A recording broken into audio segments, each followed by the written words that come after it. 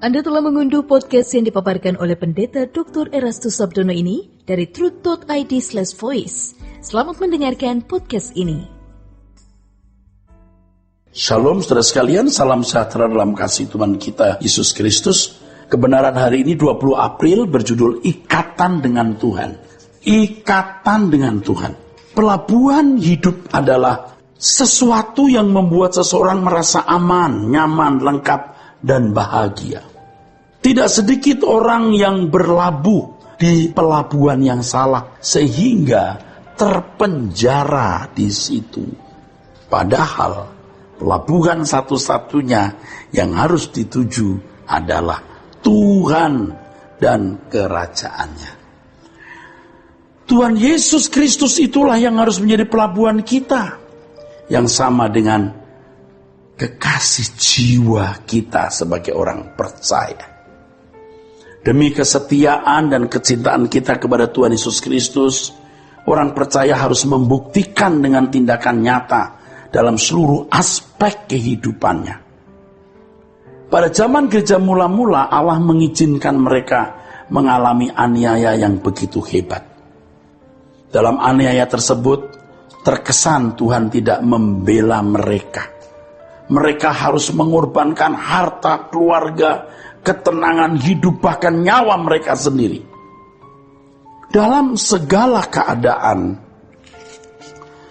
mereka membuktikan kesetiaan dan kecintaan mereka kepada Tuhan Yesus. Jadi, walaupun aniaya begitu hebat, mereka tertindas, tidak memiliki harta, dalam kemiskinan, tetapi mereka membuktikan cinta mereka kepada Tuhan Yesus dengan tetap beriman, tidak menyangkal Yesus. Ya, mereka berjuang untuk menjadi seperti Yesus. Berani meninggalkan cara hidup dengan segala gairah dan kesenangan dunia. Dan mereka berusaha mengerti apa yang dikehendaki oleh Allah Bapa untuk dilakukan. Inilah yang disebut mengingini Tuhan.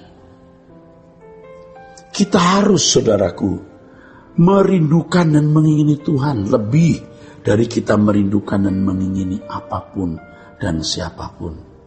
Karena memang dialah satu-satunya yang layak diperlakukan demikian. Tujuan hidup kita, segalanya bagi kita. Kurang dari ini berarti kita tidak bersikap pantas terhadap Dia. Ini berarti dunia sudah tidak lagi diharapkan dapat membahagiakan hidup kita. Dunia sudah menjadi kartu mati. Kartu mati, udah gak ada berguna. Ya, untuk menunjukkan ekstrim yang patut bagi Tuhan, ekstrimnya hubungan kita dengan Tuhan, kita harus berani mempertaruhkan apapun juga. Dan Yesus sendiri juga mengajarkan satu hal yang luar biasa. Dalam Lukas pasal 14, Yesus berkata, "Jikalau seseorang datang kepadaku dan ia tidak membenci bapaknya, ibunya, istrinya, anak-anaknya, saudara-saudaranya laki-laki atau perempuan, bahkan nyawanya sendiri, ia tidak dapat menjadi muridku." Ikatan dengan Tuhan adalah ikatan yang erat, terdalam, ya, terkuat. Paulus mengatakan bahwa kita bisa menjadi satu roh dengan Tuhan.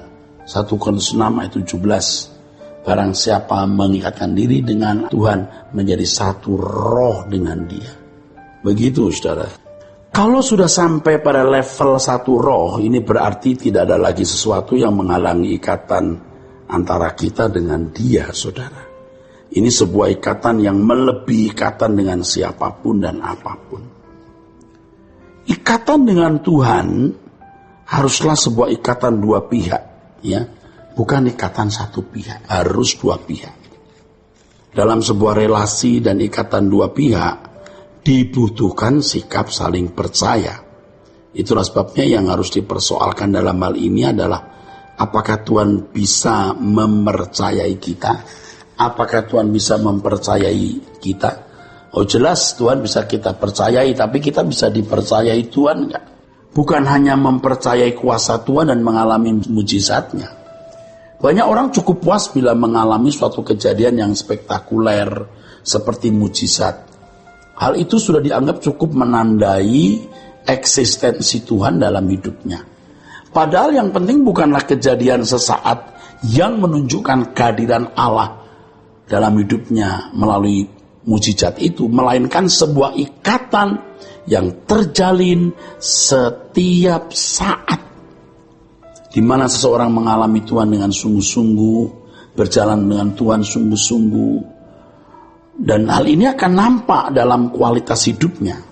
Untuk ini ikatan-ikatan dengan Tuhan secara real, maksud saya ikatan dengan Tuhan secara real, harus dirajut, dirangkai, disulam setiap saat. Ikatan ini membuat seseorang dapat melakukan kehendak Allah setiap saat. Jadi terdapat perjuangan yang berat untuk menemukan, mengalami dan memiliki secara permanen hubungan dengan Allah itu. Perjuangannya terletak ketika kita harus melepaskan segala ikatan dan kecintaan kita terhadap apapun dan siapapun, sehingga kita dapat menempatkan Tuhan Yesus sebagai pribadi satu-satunya yang berharga dan tercinta dalam hidup ini. Dalam tulisan yang lain, Paulus menunjukkan bahwa hubungan jemaat dengan Yesus, hubungan jemaat dengan Tuhan Yesus seperti hubungan mempelai pria dan mempelai wanita. Begitu eksklusifnya hubungan itu.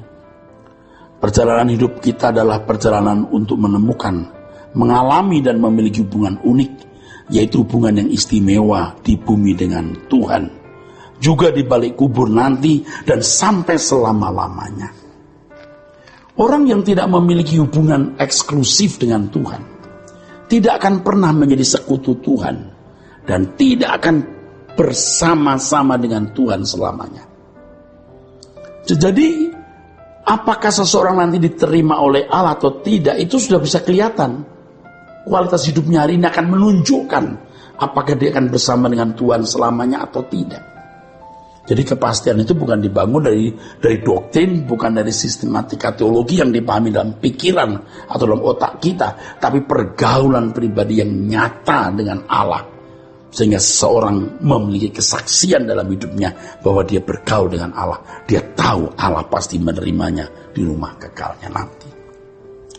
Oleh sebab itu tidak dapat dibantah bahwa tanda-tanda keadaan kekal seseorang, apakah orang itu nantinya masuk surga atau masuk neraka, sudah tampak mulai sekarang ketika hidup di bumi.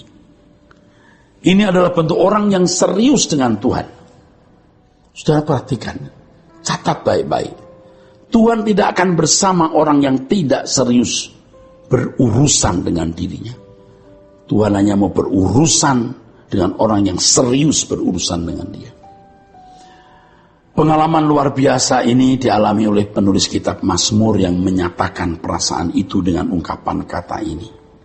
Sekalipun dagingku dan hatiku habis lenyap, gunung batuku dan bagianku, tetaplah Allah selama-lamanya.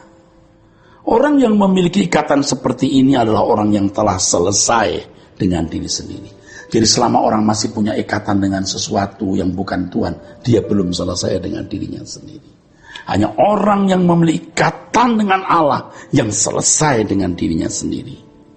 Jadi saudara sekalian, yang penting bukanlah kejadian sesaat yang menunjukkan kehadiran Allah dalam hidup kita, melainkan sebuah ikatan yang terjalin setiap saat, di mana seseorang mengalami Allah dan sungguh-sungguh berjalan dengan dia.